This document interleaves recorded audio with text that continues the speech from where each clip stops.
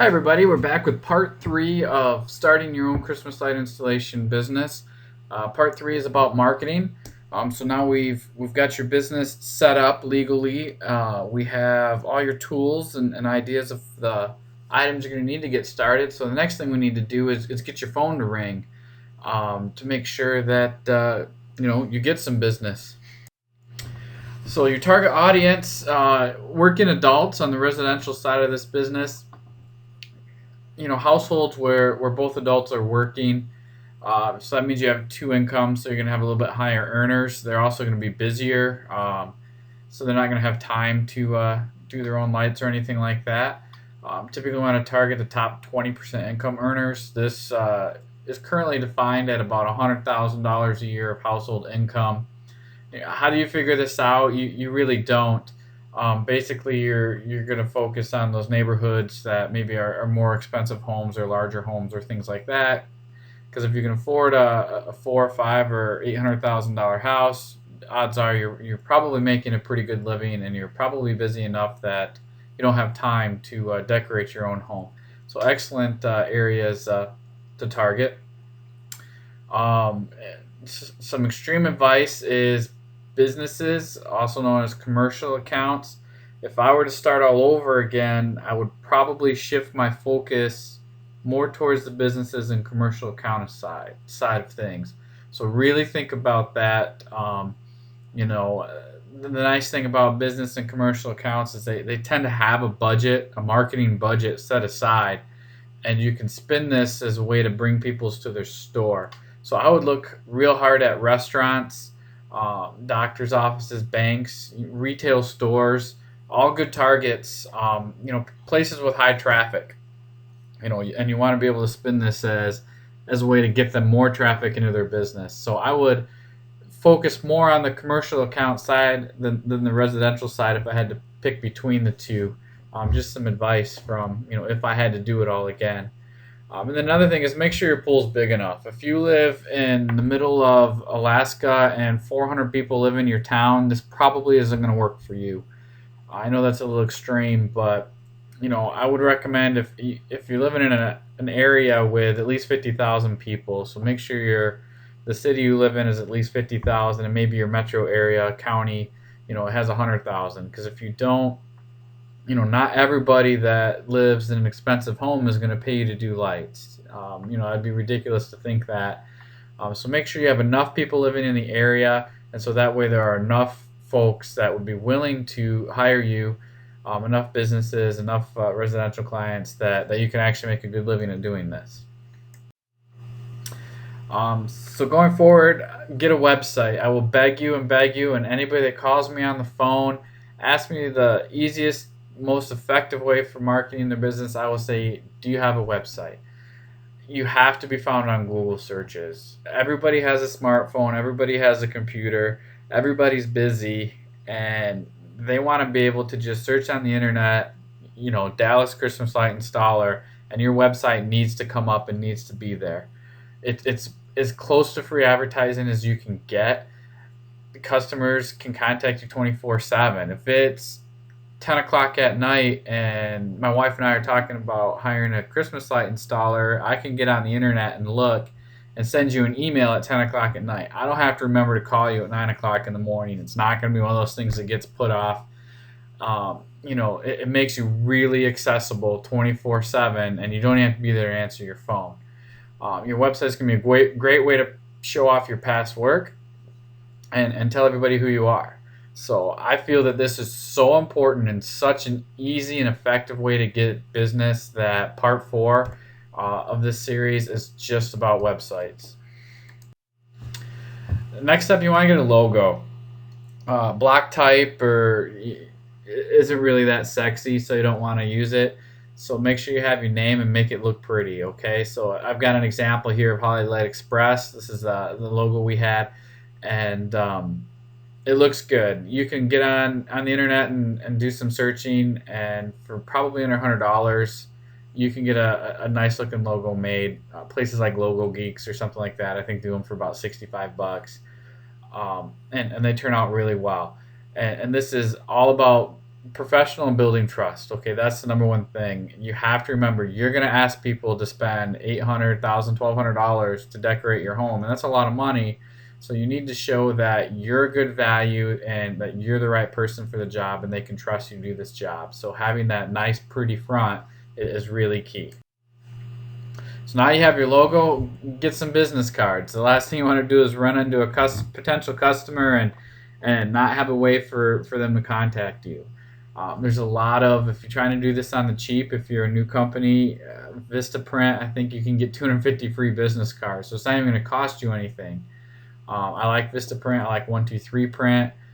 They're fast. They're relatively affordable. They have some Christmas themes already. If you have your logo set up, use it. Make sure your company name is on there. Make sure your name's on there. People don't like generic business cards because then they start calling the number and don't know who they dealt with, don't know how to remember who they dealt with, and they want to be able to ask for somebody and know they're dealing with the same person every time.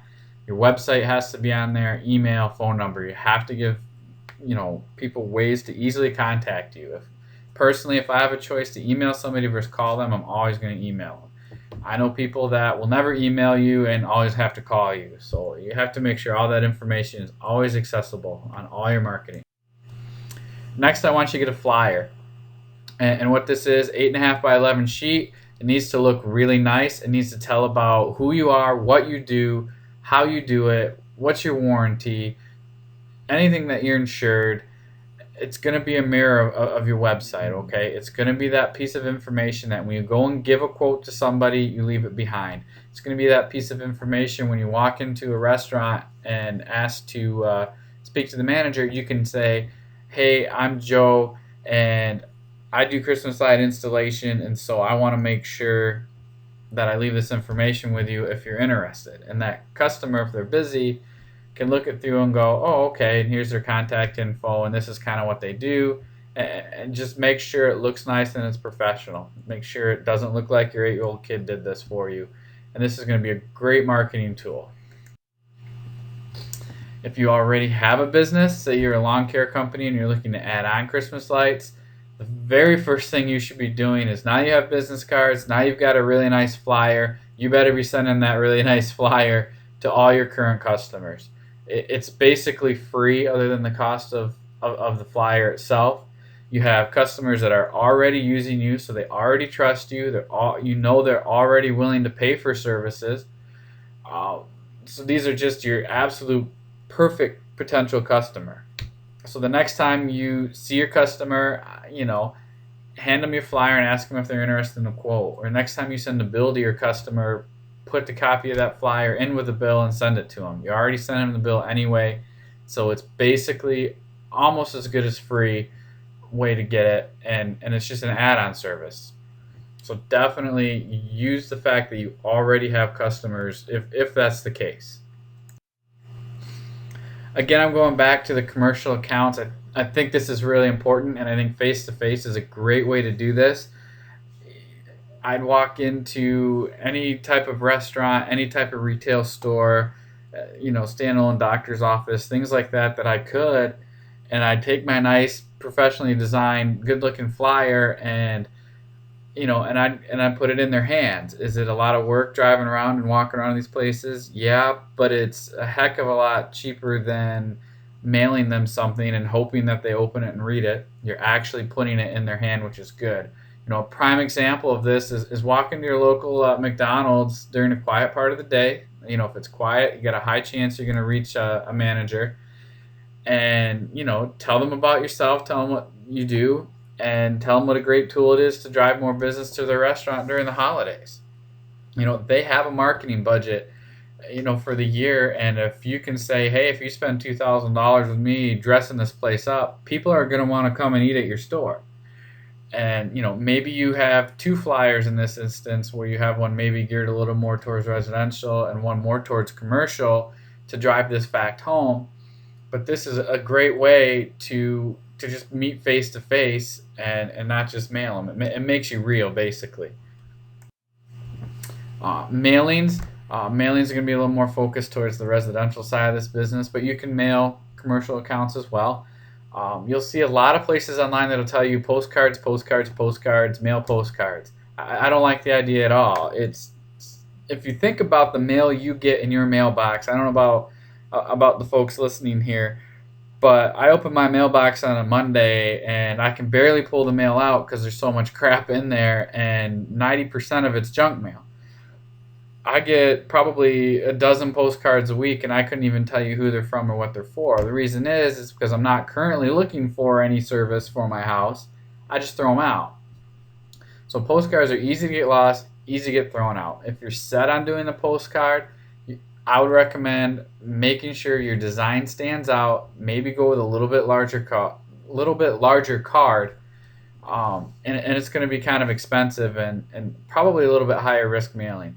What I like and have found to be really successful is to send a letter. It's a little bit more work than calling up a postcard company or going online and just having postcards automatically mailed. So typically you'll find, running your business, if it's a little bit more work or more effort, it's probably a little bit more effective, because if it was easy, everyone would do it.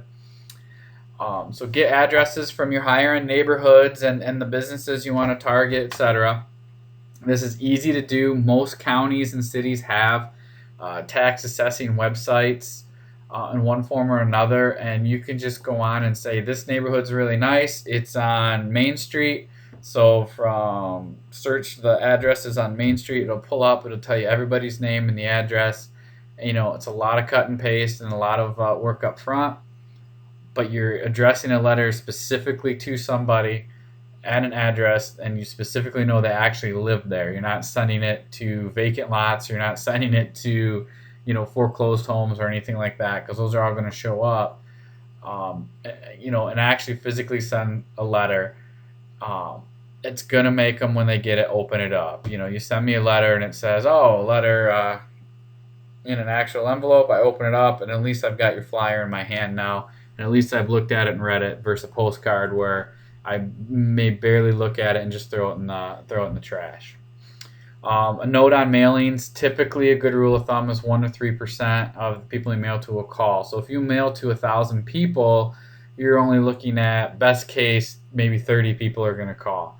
So keep that in mind as well. So it's definitely not going to be you mailed to 1,000, you're going to get 1,000 phone calls. I don't think that's going to be the case at all. If you mailed to 1,000 and 30 people called, I would be really excited about 30 people calling, and I would be fairly confident to tell you, if you did things well, that at least 10 people are probably going to call you. Door hangers and door knockers. This is, again, some more legwork, but it's low cost. You can go have door hangers printed up, and they're just the little. If you think of hotels, like do not disturb signs on hotels, you can actually get marketing door hangers like that as well. You can also use your flyer as well. What I want you to do when you do this is make sure you check local littering laws. A lot of cities have laws against doing this. They consider it littering, and there's no way around saying you didn't know, or that it wasn't you that did it, because your phone number, website, and email is going to be on this material, so they're going to be guaranteed you did it. But it does put information right in your customer's hand. If you're going to, knock on the door, it's a little bit, nicer, because you're going to knock and hand them flyers, and maybe you go around on the weekend when folks are out raking leaves and such like that, and hand them the flyers and just say hi. So it's a great way. Again, it's kind of like going back to face with commercial accounts. This should work in helping you get some phone calls or getting some quotes. Yard signs, you'll see a lot of people really push the yard signs. Basically, it's like election signs type of thing. You can get them made up, and you're putting them on street corners and neighborhoods you're targeting. I'm not a huge fan for this. I think this is a lot of money spent for what you're going to get out of this. They're easily picked up and thrown out. Other companies can come by and pick up your sign and throw them out, because they don't want to lose business to you. There's littering laws for different signs depending on where you live. So it's not my go-to tool, versus sticking with, website and doing some face-to-face marketing. But it is a tool out there that is common, and it does work better in some areas than others. But it's trying to if you're starting a business, we're trying to get you ways that are a little bit more inexpensive but more effective. Some other ideas: Craigslist. Craigslist, I think, is known for people looking for better deals. So you might get a lot of bargain hunters here, but I will say that I have closed deals on Craigslist for just putting an ad up there saying we hang Christmas lights and put a link to your website out there. And it'll definitely generate some phone calls for you. Community bulletin boards, if you have a community center in your area, or different grocery stores and things like that. Community bulletin boards, go hang your flyer there. Sometimes radio shows will do Christmas safety talk where people will come in and talk about Christmas light safety and things like that. Maybe you can volunteer to be on the show. It's good free publicity. A lot of home and garden shows. These can be expensive, and it's all about the timing on these shows. If this show is in the fall, it's going to work out a lot better for you than if it's a spring show, because by the time people come by your booth and learn all about Christmas lights in April, by the time October walks around, I've already lost all the information that I got from you and don't remember about who you are or what you are anyway.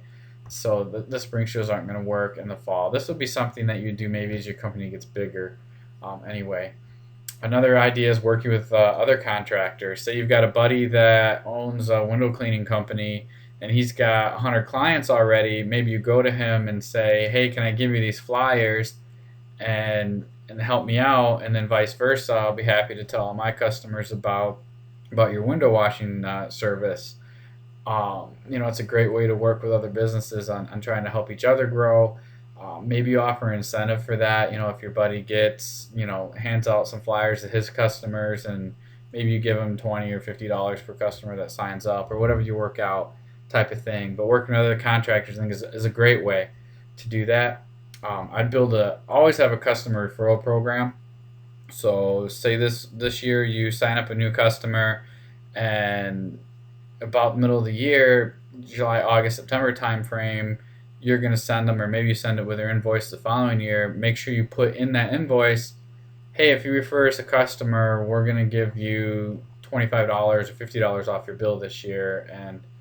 And that's going to make them, talk to their friends about it, or talk to their neighbors about it and say, hey, maybe you should call these people. And then they sign up. That's a really effective way to get easy business just by referrals.